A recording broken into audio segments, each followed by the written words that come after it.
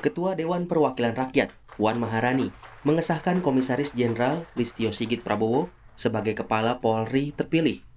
Pengesahan diberikan setelah di sidang paripurna perwakilan Komisi 3 DPR menyampaikan laporan hasil uji kelayakan dan kepatutan Listio sebagai calon Kapolri.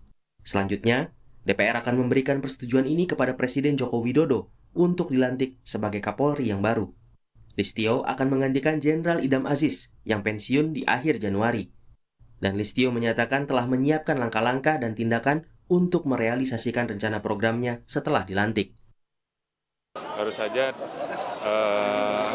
disahkan oleh Ketua DPR di dalam rapat paripurna. Tentunya setelah ini kami akan segera melaksanakan rapat kesiapan dalam rangka melaksanakan rencana aksi sebagaimana makalah yang telah kami presentasikan, sehingga ini kemudian bisa menjadi program yang akan kita laksanakan dalam kepemimpinan kami sebagai Kapolri setelah nanti dilantik. Dalam programnya berjudul Transformasi Menuju Polri yang Presisi. Presisi adalah akronim prediktif, responsibilitas, transparansi, berkeadilan. 8 program yang ada di dalam presisi tersebut pada prinsipnya merebut hati masyarakat terhadap kepolisian. Ini salah satu pesan yang diberikan partai di luar Kabinet Joko Widodo Ma'ruf Amin, Demokrat. Saat Komjen Listio menemui Ketua Umum Partai Demokrat, Agus Harimurti Yudhoyono. Kepada Listio, Agus Harimurti memberi pesan yang diunggah ke akun media sosialnya.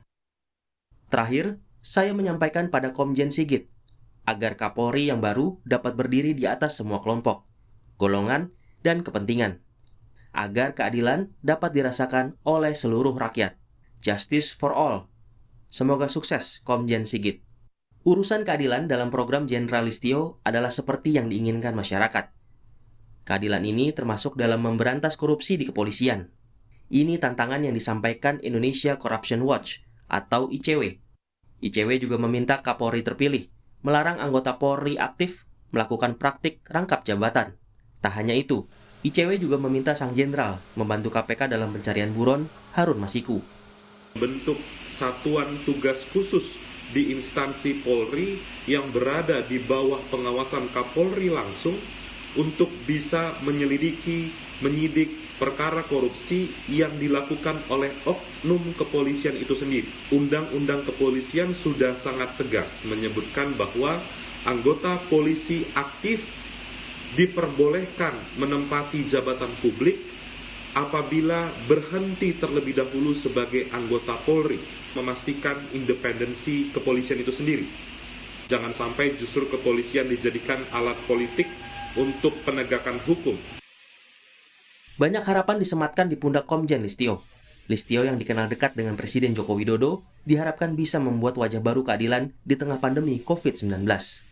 Tak hanya menindak satu pihak, namun juga pihak lain yang melanggar protokol kesehatan, terutama yang melakukan kerumunan.